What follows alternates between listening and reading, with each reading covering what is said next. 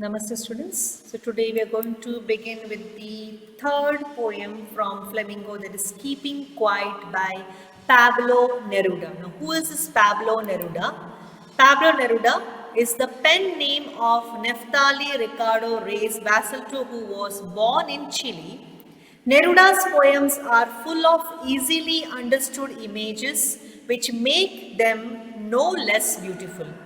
He won the Nobel Prize for Literature in the year 1971. If you see here, he was born on 12th July 1904 and he died on 23rd September 1973. So just 2 years before, he was awarded Nobel Prize for Literature in the year 1971. And one more thing I would like to add about him is he wrote his poems in green ink, which was his symbol for desire and hope. And if possible, try to read all his poems because they are really very beautiful. Here he uses lots of metaphor, he compares lots of things to bring home the moral values, or you can say the bring home the reality of life. So here is just in short about the main gist of the poem. In this poem, the poet has emphasized the need to introspect and bring in the spirit of brotherhood among the people of the world. He wants people to stop talking and stop all movements symbolizing agitation and restlessness till he counts 12. That is a short period of time. These moments of silence would be strange and exotic because in our mundane life we are working towards achieving selfish goals regardless of the other's requirements and emotions. Hence, this sudden silence would give us an opportunity to introspect. Since we would not speak for a while, barriers between communities would break and a sense of brotherhood would prevail.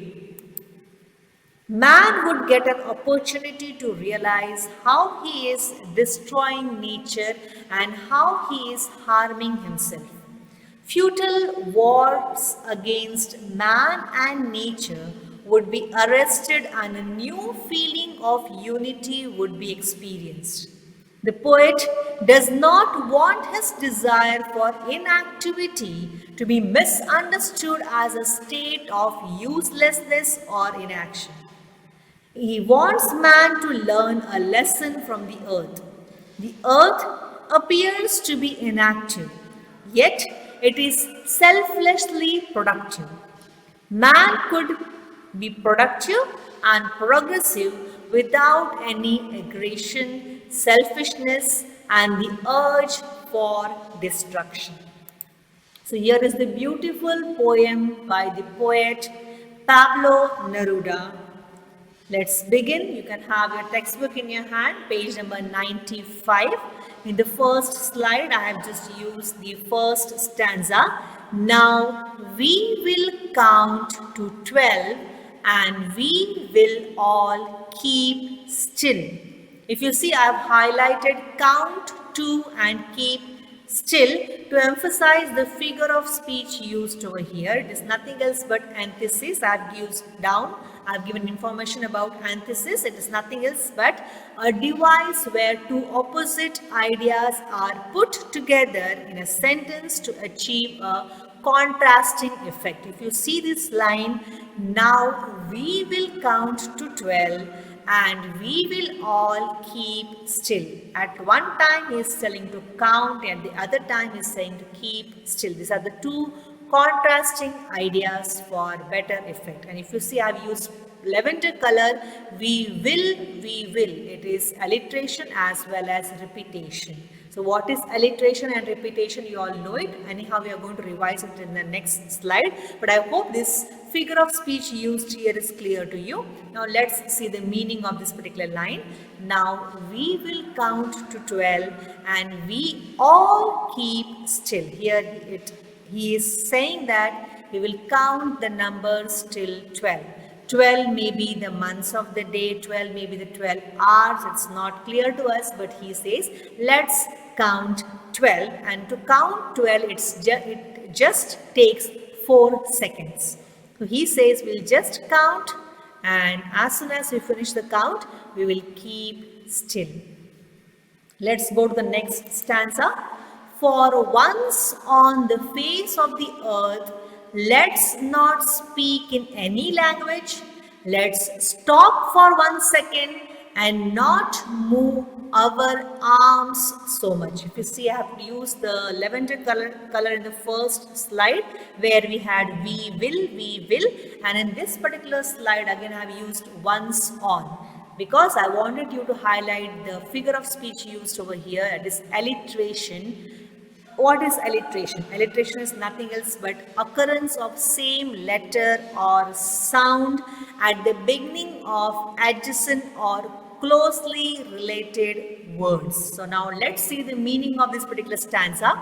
For once on the face of the earth, in the sense the people who are staying on this earth, for once, let's not speak in any language.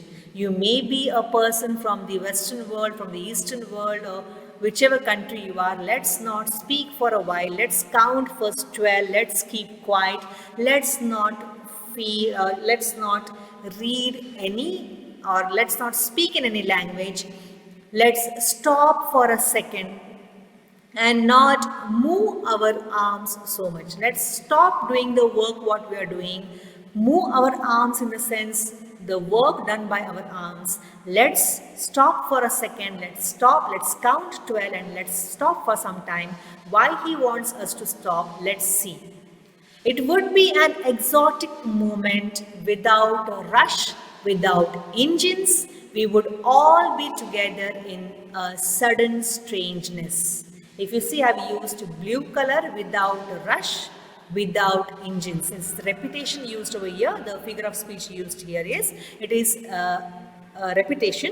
It is a literary device which represents the same words or phrases a few times to make an idea clearer and more memorable. It would be an exotic moment without rush, without engines. And if you see next, I've used the purple lavender color again. We would, it's actually nothing else but alliteration, the sound of verb. We would, and the next line we have sudden strangeness. Sir sound is repeated. So let's see the meaning of this particular line. It would be an exotic moment. Exotic moment means unusual moment. When all of us, when we count 12, when we stop doing the work, what will happen? There won't be any rush. There won't be any sound of engines, and we all will be in only one stage, that is sudden strangeness. We all will be in a stage of calm and quiet atmosphere. You can say it will be a stage of meditation. So he says, let's stop all these things. Let's all be together in a most exotic moment without any rush, without any engines. We all the human beings on the earth, we will all be together in a sudden strangeness. Fishermen in the cold sea would not harm whales, and the man gathering salt would look at his hurt hands. Again, if you see here, he has used alliteration, his hurt hands. Now, the poet being from Chile, the part we can say which is surrounded by sea, he gives the example of a fisherman. Of course, he is not staying in a hilly area, he is not staying in a, you can say, a snowy area. He is staying along the, you can say, seashore, and he has seen, or he is giving the example of the person who is a fisherman or a man who is gathering salt. We all know that we get salt from the sea. So he is giving example of two people, that is fishermen in the cold sea, would not harm whales, because if the fishermen stop their work by counting 12, if they don't move their arms, the whales in the cold sea will not be harmed. At the same time, the man who gathers salt by his bare hands will get time to introspect, will get time to look at his hurt hands and to think over why is he doing all these things, for whom is he doing all these things. That is what he is saying, he is emphasizing in the next stanza. with no harm to anyone. If you stop doing, there won't be any harm to anyone. Even the fisherman in the cold sea would not harm the whales, and the man gathering the salt will have time to look at his hurt hands. Those who prepare green wars, wars with gas, wars with fire, victory with no survivors, would put on clean clothes and walk about with their brothers in the shade doing nothing. If you see a beautiful stanza explaining what will happen if we stop doing the things which are we normally doing it. So those who prepare green wars are nothing else but the war against nature. You can say deforestation, green war. Wars with gas, of course, the wars where we used all those chemicals, all those gases to kill others, that wars will be stopped. Wars with fire also will be stopped. So those who prepare for green wars, wars with gas, wars with fire, victory with no survivors. That is the reality, right, children? Victory with no survivors. In India, we have the best example of Kurukshetra, where lakhs of people died with only few survivors, and even though there are survivors, even though they had won the war, they couldn't enjoy their life, because lifelong they will be regretting, they will be thinking of the people, those who died. You also have a best, your Kalinga war by Ashoka, which made him realize, yes, there is no use of this victory after war, because there are no survivors to enjoy the happy moment together. So this is a very touching line. It's a fact, and it's a very serious line saying that victory with no survivors would put on clean clothes and walk about with their brothers in the shade doing nothing. Here if you see, here is saying that, okay, let's all do nothing, no harm to any mankind. Let's wear clean clothes in the sense that there be no feeling of hatred, jealousy, or no anger towards other. Let's have a calm feeling, a quiet feeling. Let's not have any war with anyone. Let's wear clean clothes. Here if you say again, wars with clean clothes.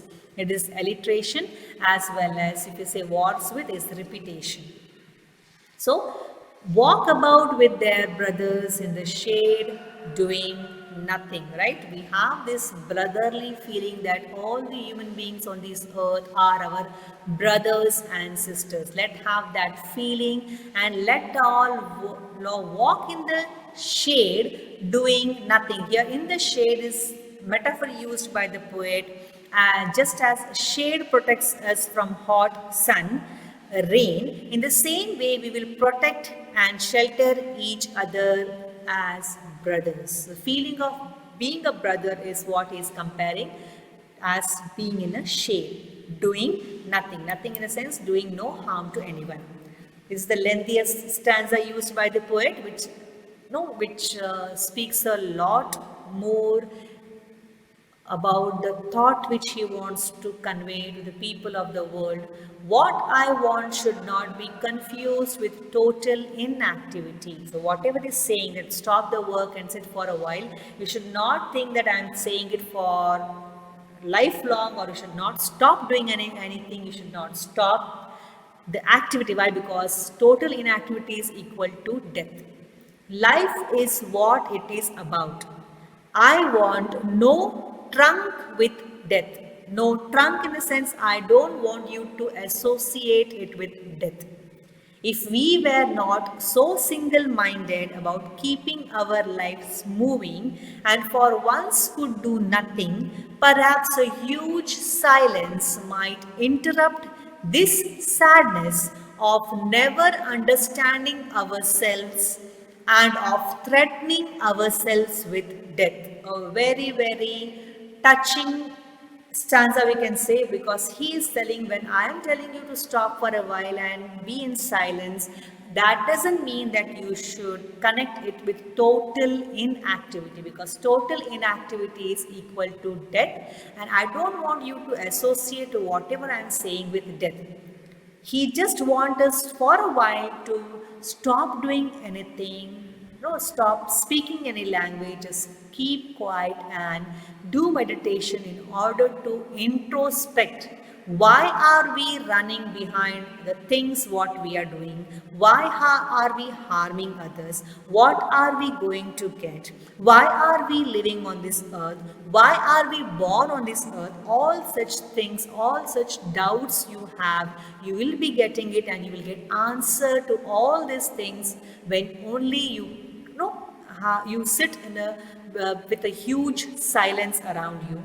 You will get the answer for all the sadness, because no one in the world is really happy. Happiness is just for a while. What accompanies us throughout our life is the sadness of not understanding ourselves. If we don't understand ourselves, the intention of our birth, the intention of our life, then of course, throughout our life, we are sad.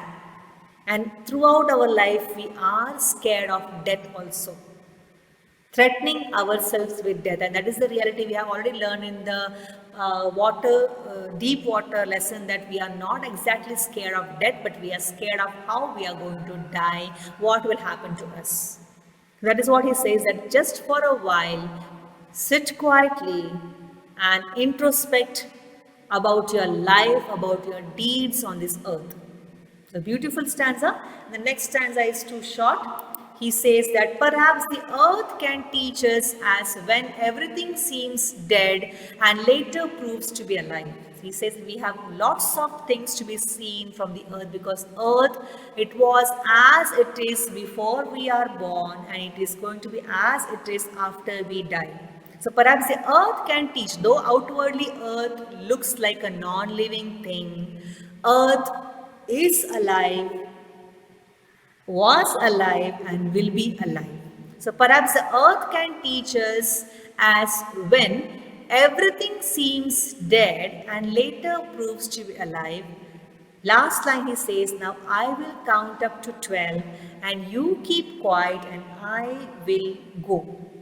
Can say here he says that earth teaches us to be, how to live, because on this earth we have different species without harming others. Only if they want, only if they are in danger they harm others, or in order to survive, or in order to protect themselves they hurt others. Otherwise, we see everyone on this earth, all the other species except man, are actually, you are staying in harmony.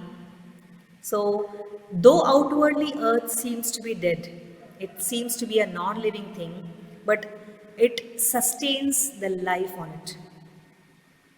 There were dinosaurs, they became extinct. No, you have heard about million years back. What was it? It was the Stone Age man, and then Industrial Revolution, and these and that, and all this. All these things are happening on this earth only, which is the proof that earth is not a non-living thing, it's a living thing, but it seems to be just dead, but it proves like it is alive, it will be alive after our death also. And the last stanza, it is very, very, like he wants to point out that now I will count up to 12 and you keep quiet and I will go. Why? Because he wants to pass on this message to next community, next people. So what he's saying, that now I will count up to 12 and you start your meditation, you start your introspection, and I will continue my journey, because I want to lighten up, or I want to pass on this message to other communities or other people, so that even they do the same thing, so that we can bring peace on earth, we can bring harmony on earth, and we can introspect ourselves. Why are we alive? What is the intention of us to be alive on this earth? What is our duty towards the towards other species on the earth? And by doing this, we will stop unnecessarily things which we are doing now at present, running behind false happiness.